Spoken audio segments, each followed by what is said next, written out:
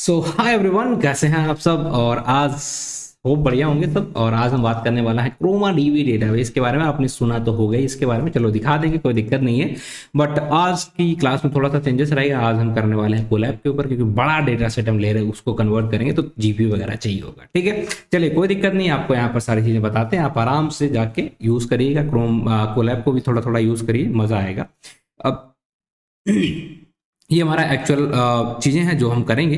But उससे पहले आपको दिखा देते हैं कि क्रोमा डीबी कैसा दिखता है। ये है हमारा क्रोमा डीबी, किस तरीके से आपको इंस्टॉल करना है, क्या है सारा चीज़। हमें क्लाइंट वगैरह बनाना पड़ता है, कनेक्शन वगैरह बनाना पड़ता है, और उसके बाद हम यहाँ पर चीज़ों को इस तरीके से ये ऐड करते हैं। इस तरीके से हम क्वेरी पूछते हैं, और इस समय हम अपना रिजल्ट चेक करना चाहते हैं। वो सारी चीज़ें यहाँ पर ऑलरेडी दी गई हैं। आप पढ़ना चाहें नहीं पढ़ लेंगे, लेकिन हम इसे अच्छी तरीके से बड़े से डेटा सेट के ऊपर सारा कुछ डिटेल में बढ़िया तरीके से करने वाले हैं। और आप जाओगे सीधे गूगल में जाके क्रोमा डालोगे तो आपको ये दिख जाएगा। Chroma is a AI native open source vector database. क्या है ये? एक वेक्टर डेटाबेस है। Chroma make it easy to build LLM app. बिल्कुल सही बात है, अगर ये नहीं होगा तो ऐप हमारे अच्छे नहीं बनेंगे। That's it. ठीक है, क्या इसका प्रोसीजर रहता है? जैसे आप देख रहे हैं कि ऐप है, आप क्वेरी पूछोगे तो ये वेक्टर डेटाबेस के अंदर जाएगा, क्रोमा के अंदर जाएगा, और यहाँ से फेच करके आपका आंसर देगा। जो भी आपने कॉन्टेक्स्ट विंडो दी होगी उसके हिसाब से उस लेंथ का आंसर आपको ये दे देगा, और आपको आंसर मिलेगा। ठीक है, बिल्कुल सिंपल सा चीज़ें हैं यहाँ पर। बाकी यहाँ पर और भी चीज़ें दी गई, किस तरीके से आप इसे इंस्टॉल करोगे वो सब कुछ दिया गया है। आप परेशान मत हो, हम सब बताने वाले हैं एक तरफ से। तो रोड मैप वगैरह वो आप आराम से थोड़ा सा एक्सप्लोर करते रहिएगा। ठीक, चलिए अब हम क्या करने वाले हैं इसको। ठीक है, तो हम क्या करेंगे, हम आज काम करने वाले हैं इस पे। क्या है ये? कोलैब है, और यहाँ पर जाके आपको सबसे पहले क्या कर लेना है। अभी ये चला नहीं है, कनेक्ट नहीं है। ठीक है, थोड़ा सा टाइम दीजिए। कनेक्ट होने के लिए हम कहाँ कनेक्ट करेंगे? रन टाइप आपको सेलेक्ट कर लेना है, एल जीपीयू या आपका जो भी है। अगर आपके में ये नहीं है तो T4 जीपीयू आप सेलेक्ट कर सकते हैं। ठीक है, आपके में जो भी होगा, फ्री वर्जन में दिखता है कुछ, उसको आप यूज़ कर सकते हैं। मेरा यहाँ पर पेड वाला है। ठीक, चलिए, तो जो भी आपके में अवेलेबल हो उसे यूज़ करिएगा, और जीपीयू यूज़ करिएगा। थोड़ा सा बड़ा डेटा है ना। ठीक, हो गया? डन है क्या? बिल्कुल डन है। ठीक है, एक काम करते हैं, यहाँ पर लिख लेते हैं प्रिंट हेलो। चल रहा है क्या सब कुछ? ओहो, बिल्कुल चल रहा है। ठीक है, बिल्कुल चल रहा है, सब कुछ बढ़िया है, सब चल रहा, कनेक्ट हो चुका है। अब हम यहाँ से अपनी क्लास को आगे शुरू करेंगे। अभी आप देखेंगे यहाँ पर कुछ है क्या? नहीं है। ठीक है, अगर आप देखेंगे यहाँ कुछ भी नहीं दिख रहा। अगर हम रिफ्रेश भी करते तो कुछ भी नहीं मिल रहा। कोई बात नहीं, अभी सब यहाँ पर आएगा। डेटा सेट हम यहाँ पर लेके आते हैं। कैसे लाएंगे बता देते हैं आपको। तो बेसिकली सबसे पहला स्टेप हमें क्या करना है बता देते हैं। हमारा जो बेसिकली रूल है जिसके हम काम कर रहे हैं, वही काम हमें आज भी करना है। क्या है? डेटा को लोड करना। डेटा क्या रहेगा? एक हम डेटा यहाँ पर लोड कराएंगे, आपको डेटा दिखाएंगे क्या क्या डेटा रहने वाला है। डेटा है बड़ा सा न्यू आर्टिकल करके, उसे हम डायरेक्टली यहाँ लोड करेंगे, फिर कन्वर्ट करेंगे, देन हम एम्बेडिंग करेंगे। उसके बाद हम आज क्रोमा डीबी के अंदर इसे स्टोर कराएंगे। फिर हम यहाँ पर क्वेरी पूछ के चेक करेंगे क्या वो एक्सेस कर पा रहे हैं हम, और उसका आंसर आ गया तो बस यही हमारा काम है। इतना ही हम आज भी करने वाले हैं। तो आई थिंक समझ में आ गया होगा बेसिकली आर्किटेक्चर क्या हम करेंगे। ठीक, फिर बिना देरी किए हुए, बिना टाइम आपका खराब किए हुए, टाइम बहुत इंपॉर्टेंट है भाई। ठीक है, हम लोग यहाँ पर शुरू कर देते हैं। क्या क्या हमें करना है? तो हमें कुछ चीज़ें यहाँ पर इंस्टॉल करनी है, उन सारी चीज़ों को हम यहाँ पर लिख लेते हैं। हमें क्या करना है, देखिए ये कमांड थोड़ा सा यहाँ पर चेंज हो जाएंगे, आप थोड़ा सा देख लीजिएगा। लिनक्स के कमांड रहते हैं। पिप इंस्टॉल हमने करना है क्या? Chroma DB, Open AI, LangChain and TikTok है। ठीक है, ये तीन से चार चीज़ें हमें यहाँ पर चाहिए, जिनको हम यहाँ पर इंस्टॉल करेंगे। तो इंस्टॉल करने का तरीका क्या? बस एग्जीक्यूट कर दो। ठीक है, पिप हमने ऑलरेडी लिखा है। इन सारी चारों चीज़ों को ये क्या करेगा हमारे लिए, एक एक करके इंस्टॉल कर देगा। थोड़ा सा टाइम लेगा यहाँ पर, बस इतना ध्यान रखना है आपको। आई थिंक एक गलती हो गई, ये वाला क्रोमा डीबी नहीं चाहिए था हमें। क्रोमा डीबी का वर्जन चाहिए था दूसरा वाला। कौन सा? 0.4.15। इसका ध्यान रखिएगा, आपको भी सेम वर्जन यूज करने हैं, नहीं तो दिक्कत हो सकती है ना। तो ये हो गया क्या? हो रहा है। ठीक है, थोड़ा सा टाइम ले रहा है। बिल्डिंग व्हील पाइपी का, ठीक है, करो आराम से करो भाई। हो गया ये, चलिए ठीक है, ये हमारा यहाँ पर हो गया। अब हमें क्या करना है, काम कर देते भाई। हमने एक गलती कर दी, क्रोमा डीबी गलत वर्जन ले लिया है। तो अगली बार हम क्या करेंगे, यहाँ पर दूसरा वर्जन इसका डाल देते हैं। इसको हम हटाते हैं। जो हमारा पुराना वर्जन है, इस वर्जन को हम अभी हटा देते हैं। लाइक ये वाला एक अपना मन का वर्जन क्रोमा डीबी का हम सेलेक्ट करते हैं। ठीक है, अपने वर्जन ये हमने हटा दिया। पहले कौन सा था हमारा? 0.5 ये था। हमें चाहिए क्या? ये वाला चाहिए 4.15, ये वाला वर्जन चाहिए। तो ये वाला हम यहाँ पर इंस्टॉल कर लेते हैं। अब देखिएगा यहाँ पर ये बिल्कुल अच्छे तरीके से इंस्टॉल हो चुका है। अब काम करेंगे क्या? ठीक है, एक बार चेक कर लेते हैं कौन सा क्रोमा डीबी यहाँ पर आया है। एक बार चेक कर लें क्या? तो देखिएगा हमने जो इंस्टॉल किया है, आई थिंक ये होना चाहिए। 0.50, ठीक है, 0.4.15 यही हमने डाला था। अब यहाँ पर आप देखेंगे तो यही वाला हमें यहाँ पर देखने को मिल रहा है। अब हमारा पहला स्टेप क्या था कि डेटा को लोड करना है। अब डेटा लोड कैसे होता है, डेटा लोड कैसे होता है, ये लिनक्स की कमांड है। यहाँ पर हम एक फाइल को यहाँ पर कोशिश करेंगे डायरेक्टली यहाँ पर लोड करने की। ओके, यहाँ पर हम है और यहाँ पर हमने जाके इसे कॉपी कर लिए। ये लिनक्स का कमांड है, डेटा को लोड करने के लिए हम क्या कर रहे हैं, एक जिप फाइल को यहाँ पर लोड करेंगे। तो जैसे हम इसे एग्जीक्यूट करते हैं तो आप देखेंगे यहाँ पर क्या होगा। अगर हम इसे रिफ्रेश करेंगे तो आपको यहाँ पर देखने को मिल जाएगा न्यू आर्टिकल नाम का एक जिप, ठीक है। इस फाइल का नाम क्या है, न्यू आर्टिकल। और ये हमने इसे डायरेक्टली यहाँ पर इसे लिंक के थ्रू एक्सेस किया है और डायरेक्टली गूगल से उठा के इसे जिप फाइल को यहाँ पर हमने अपना डाल लिया, इसके अंदर ये आ चुकी है। अब हमारा काम क्या है, अब यहाँ पर काम थोड़ा सा है रिस्की। रिस्की मतलब कि यहाँ पर अब हम जो करने वाले हैं OSPS कुछ गड़बड़ हो गया आई थिंक।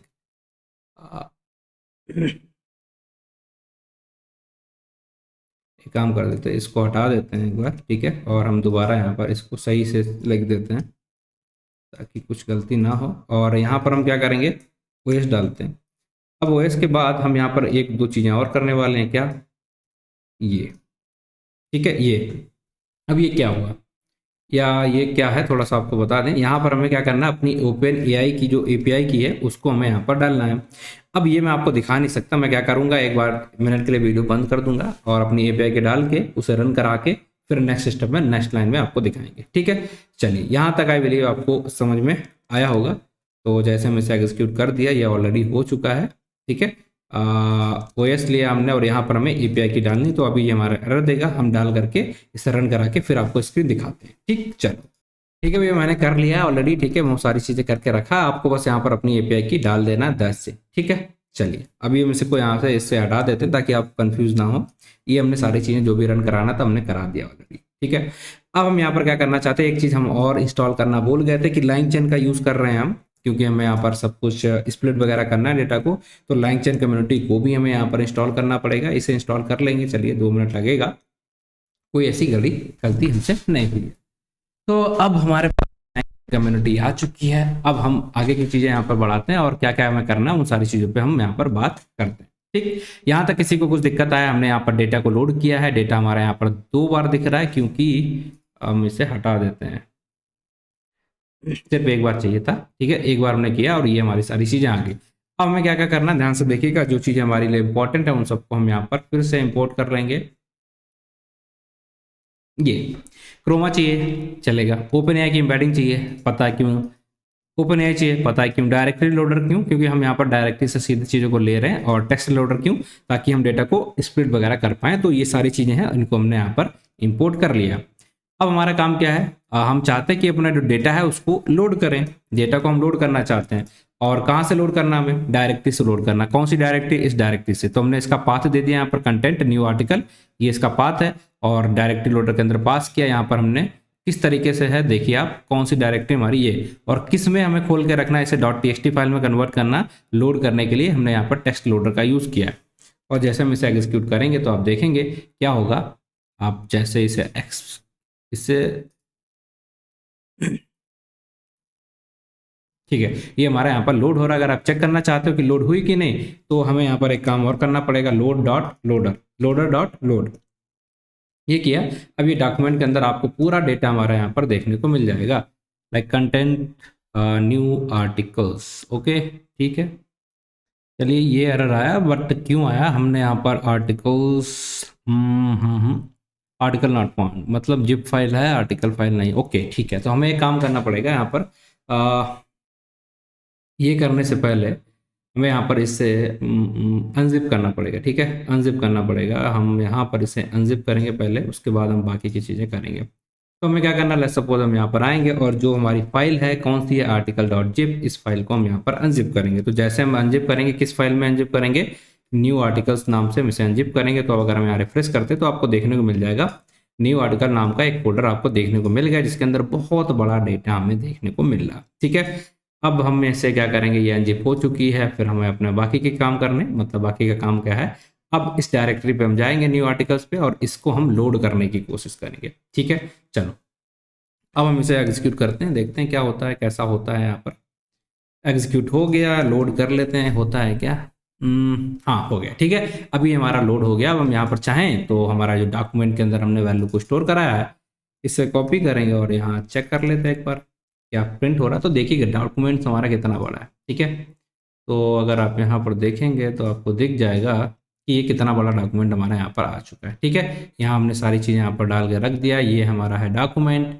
हमने क्या कर लिया है, आई बिलीव सब कुछ आपको पता चल रहा है, ठीक है। बहुत बड़ा डेटा है, इसलिए बोल रहे थे जीपीयू यूज़ करना है आपको, ठीक है। चलिए अब हम क्या करेंगे आगे। यहाँ तक हम आ चुके हैं और यहाँ तक आने के बाद हमने यहाँ पर क्या किया, ये जिप फाइल थी उसको यहाँ पर अनजिप करके और उसे लोड कर लिया।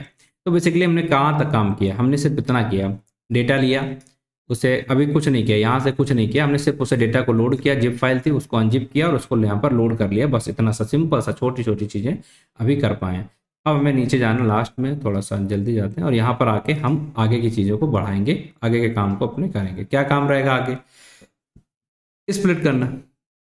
टेक्स्ट स्प्लिटर हमने यूज़ किया है ना, टेक्स्ट स्प्लिटर का यूज़ करके हम यहाँ पर रिकर्सिव कैरेक्टर टेक्स्ट स्प्लिट का यूज़ करेंगे और अपने चीज़ों को डिवाइड करके दिखाएंगे। क्या स्प्लिट करना, कैसे करना, आई बिलीव आपको पता है। ये रिकर्सिव को हमने इंपोर्ट किया। अब यहाँ पर हम क्या करेंगे, इसका यूज़ किया हमने, चंक साइज बता दिया, ओवरलैप के लिए 200 कर दिया और यहाँ पर स्प्लिट कर दिया पूरे डॉक्यूमेंट को। जो भी हमारा डॉक्यूमेंट यहाँ पर हमने किया था उसको हमने स्प्लिट कर दिया। किसको करना? डॉक्यूमेंट, क्योंकि यही तो हमारा वेरिएबल था डॉक्यूमेंट वाला। बस इस वेरिएबल को स्प्लिट करा दिया, इसको चंक्स में कन्वर्ट कर दिया। तो अगर ये एग्जीक्यूट कर गया, इसका मतलब ये वाला पार्ट हमारा हो चुका, चंक्स में हमने कन्वर्ट कर लिया। अब अगर आप इसे चेक भी करना चाहो तो चेक कर लेना, लाइक किस वेरिएबल में हमने स्टोर कराया है, इसे टेक्स्ट के अंदर स्टोर कराया है। तो लेट्स सपोज आप यहाँ पर जाएंगे ई एक्स टी, ठीक है, गया एक्स टी, ठीक है। हमने अरे भाई टेक्स्ट किया तो हमें यहाँ पर पूरा टेक्स्ट हमें दिखेगा, बट हम एक पार्ट उसका देखते हैं, लाइक 1, ठीक है। तो यहाँ पर देखिएगा 1 इंडेक्स पे जो भी वैल्यू होगी, जो भी स्प्लिट हो गया है तो ये वैल्यू मिल गया। इसी तरीके से अगर आप 0 पे देखेंगे तो 0 पे मिल जाएगा, 2 पे देखें 2 पे। तो अभी हम यहाँ पर आते हैं, लाइक 8 इंडेक्स पे, 18 इंडेक्स पे कुछ है क्या, तो वहाँ पर भी वैल्यूज है, मतलब बड़ा सा डेटा है, इसलिए वहाँ पर भी चीज़ें जा रही हैं, ठीक है। चलिए, तो यहाँ तक हमने ये सारी चीज़ों को समझ लिया, यहाँ तक हमने सारा चीज़ें देख ली। अब हमारा नेक्स्ट स्टेप क्या आएगा? इम्बेडिंग। इम्बेडिंग किसका यूज़ करेंगे हम? इम्बेडिंग कैसे करेंगे? इम्बेडिंग के लिए हमें क्या करना पड़ेगा, एक डायरेक्टरी बनाएंगे जिसका नाम होगा हमारा डीबी, और उसके अंदर हम अपनी इम्बेडिंग को स्टोर कराएंगे। अब डायरेक्टरी कहाँ बनाएंगे? यहाँ पर, ठीक है। अभी यहाँ कोई डायरेक्टरी है क्या? नहीं है, ठीक है। रिफ्रेश कर लें, कर लीजिए। अब ये डेटा है, इसको हम एक डायरेक्टरी के अंदर इम्बेड करके डालेंगे। एक डायरेक्टरी बनाएंगे डीबी नाम की, उसके अंदर इसे इम्बेडिंग कराएंगे। इम्बेडिंग करेंगे कैसे? ओपन एआई की इम्बेडिंग लेके, और बस हो गया फिर। तो यही सारी चीज़ें हमें करनी है। एक काम करते हैं, इधर थोड़ा सा छोटा कर लें, ठीक है। यहाँ पर हम आए और ये क्या किया, इंपोर्ट एम्बेडिंग, और डायरेक्टरी बनाएंगे। यहाँ पर एक डायरेक्टरी बनेगी डीबी, ठीक है। ओपन एआई एम्बेडिंग को यहाँ पर डाल दिया और वेक्टर डेटाबेस के अंदर, क्रोमा डीबी के अंदर हम उसे, मतलब वेक्टर डेटाबेस के अंदर स्टोर करा के एम्बेडिंग कर दिया यहाँ पर, ठीक है। उसके बाद हमने क्या करा, यहाँ पर इसको वेक्टर डेटाबेस, मतलब कौन सा है, क्रोमा के अंदर इसे स्टोर कराएंगे। तो वेक्टर्स के फॉर्म में स्टोर करा लेंगे एक फोल्डर के अंदर। तो जैसे ये एग्जीक्यूट कर गया, इसका मतलब अब ये हमारा स्टोर हो जाएगा। क्या आप इन्वेडिंग देख सकते हो? हाँ देख सकते हो, बट थोड़ा सा हो जाए उसके बाद देख सकते हो, ठीक है। तो आप अगर रिफ्रेश करोगे तो यहाँ पर आपको क्या दिखेगा, एक फोल्डर दिख गया जिसमें क्या हो गया, इम्बेड होके ये देखो क्रोमा दिख रहा है। बस यहीं पे चीज़ें हमारी स्टोर हो गई हैं। और अगर आप चेक करोगे एम्बेडिंग को तो कैसा दिखेगा, ये हमारी एम्बेडिंग और ये है एम्बेडिंग होके यहाँ पर सारी चीज़ें दिखने लग गई। कितनी वैल्यू, वो सारी डिटेल आपको यहाँ पर देखने को मिल रही। बस इतना इंपॉर्टेंट है नहीं, तो हम इसे छोड़ सकते हैं, ठीक है। अब हमें यहाँ पर क्या करना चाहते हैं, इसको वेक्टर डीबी को हम यहाँ पर परसिस्ट कर दें ताकि हमें कोई दिक्कत ना हो। तो बस ये छोटा सा कमांड हमने यहाँ पर रन करा दिया है। अब हमारा नेक्स्ट काम क्या है? नेक्स्ट काम हम क्या करते हैं, जो भी हमारा डायरेक्टरी होती है, ये एम्बेडिंग, इसको यहाँ तक हमने चीज़ें करा ली। यहाँ पर क्रोमा के अंदर हमने सारी चीज़ों को डाल दिया, ठीक है। अब हम क्या करेंगे, चाहते हैं कि हम अपने डीबी को डिस्क तक, सॉरी ये नहीं है, डीबी जो भी हमारा है इसको हम डिस्क तक लेके आए। ये हमने यहाँ पर डाल दिया है। अब इसको हम लोड करने की कोशिश करें तो उसके लिए हमने यहाँ पर ये कर दिया, परसिस्ट कर लिया, मतलब ठीक है, persist the DB to the disk. अब इसके बाद क्या करना है, नेक्स्ट स्टेप्स हमें करने हैं, ठीक है। अब इसके बाद क्वेश्चन क्या है, हमें पर्पस क्या है, इसको हम लोड करेंगे। जो हमने यहाँ पर अपने डिस्क के अंदर एक डेटा को सेव कर लिया ना, इसको हम क्या करेंगे, लोड करेंगे और उसमें अपने क्वेरी पूछेंगे, उसका आंसर चेक करेंगे क्या वो आंसर दे पा रहा है इसमें, ठीक है। तो बस यही काम हमें करना है। तो हम यहाँ पर क्या करने वाले भैया, नाउ हम क्या करने वाले, ध्यान से देखिएगा, हमने we can load the persistent database from the disk and use it as a normal. तो इस डेटाबेस को हम यहाँ पर लोड कर रहे हैं, वेक्टर डेटा जो भी हमारा है उसको हमने यहाँ पर लोड कर लिया है और उसको यूज करने की कोशिश करेंगे। अब लोड करने से पहले हमें यहाँ पर वो सिमिलरिटी सर्च लगानी, कौन सी लगानी है, एज ए रिट्रीवर का यूज कर रहे हैं, मतलब सिमिलरिटी सर्च लगाने के लिए रिट्रीव करने की कोशिश करेंगे हम डेटा को। तो हम यहाँ पर गए और हमने यहाँ पर इस तरीके से लिख दिया रिट्रीवर क्या है, ये है। कौन सा रिट्रीवर लगाएंगे, अगर आपको चेक भी करना आप चेक भी कर सकते हो, आपको देखने को मिलेगा सिमिलरिटी सर्च हमारा यहाँ पर आ जाएगा। ठीक है, तो लेट्स सपोज क्वेरी पूछ लेते हैं। ठीक है, यहाँ पर एक क्वेरी पूछ लेते हैं। तो क्वेरी पूछने का तरीका क्या होगा, यहाँ पर ये कि रिट्रीवर जो था हमने डेटा को रिट्रीव किया, इसका ऑब्जेक्ट को यूज किया और गेट रेलेवेंट डॉक्यूमेंट। ठीक है, इससे रिलेटेड हमारी क्वेरी थी वाओ मच मनी रेज। ठीक है, इस डेटाबेस के अंदर है, आप जाओगे तो दिख जाएगा। तो हमने ये पूछा तो ये देखेगा, हमें यहाँ पर जवाब देगा।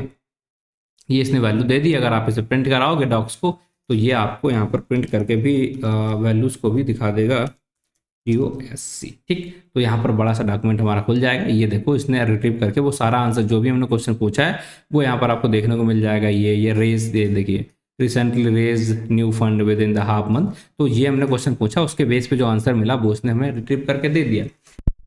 सकते बाकी सारी चीजें भी देख सकते क्या है और कितना लेंथ आपको चाहिए। अगर आप नहीं चाहते कितना बड़ा हमें चाहिए तो आप छोटा कर सकते हो। ठीक है, आपको क्या करना पड़ेगा, बस यहाँ पर एक वैल्यू पास करनी पड़ेगी। कैसे पास करोगे, चलिए तो हम एक छोटा कर लेते हैं। ठीक है, हमें क्या करना है, लाइक